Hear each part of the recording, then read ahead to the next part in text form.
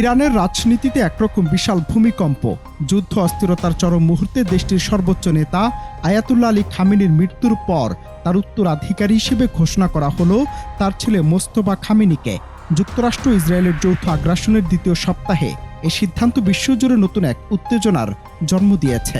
Donald ট্রাম্পের সরাসরি বিরোধিতা এবং অগ্রহণযোগ্য ঘোষণার তোয়াক্কা না করে ইরানের বিশেষজ্ঞ পর্ষদ মোস্তফাকে নির্বাচিত করেছে। এই পদক্ষেপ কেবল ইরানের অভ্যন্তরীণ ক্ষমতার রদবদল নয়, বরং এটি বিশ্ব রাজনীতি ও মধ্যপ্রাচ্যের যুদ্ধের গতিপথ আমূল বদলে দিতে পারে।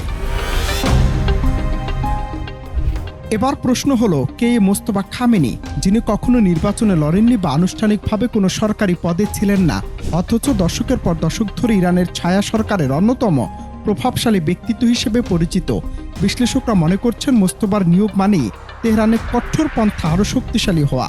বিশেষ করে যুক্তরাষ্ট্র ইসরায়েলের হামলায় নিজের পরিবারের সদস্যদের হারানোর পর মোস্তফার মানসিকতা এখন শুধু প্রতিশোধ ও টিকে থাকার লড়াইয়ে সীমাবদ্ধ।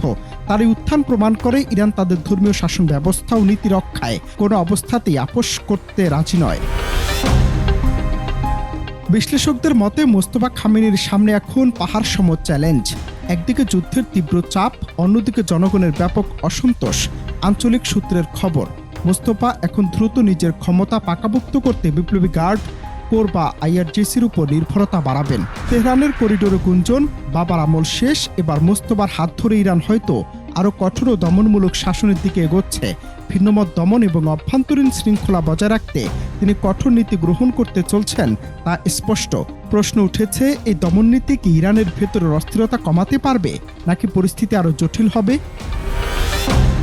আবার অনেকের মতে ইরানের এই নতুন নেতৃত্ব বিশ্ব মঞ্চে কতটা প্রভাব ফেলবে তা সময় বলে দেবে।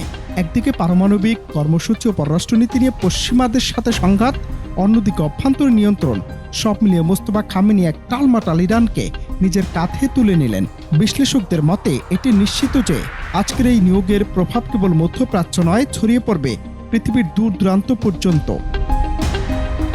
অনন্ত হাসান মাসুদ, বাংলা টিভি।